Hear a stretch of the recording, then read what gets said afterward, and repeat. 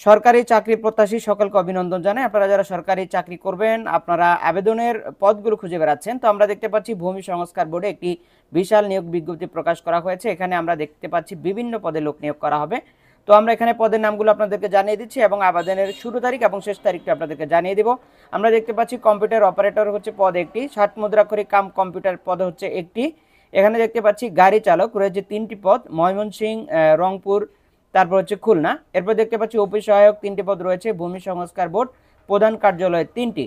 এরপর দেখতে পাচ্ছি আমরা নিরাপত্তা প্রহরী একটি, তারপর হচ্ছে পরিচ্ছন্নতা কর্মী একটি।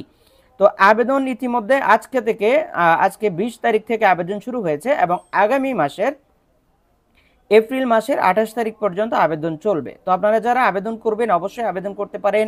আবেদন করার জন্য অবশ্যই আমাদের নেক্সট ভিডিওতে ফলো রাখতে হবে। ধন্যবাদ। চ্যানেল সাবস্ক্রাইব করে আমাদের সঙ্গে কন্টিনিউ করবেন, আর যারা পেজে দেখছেন ফলো করবেন।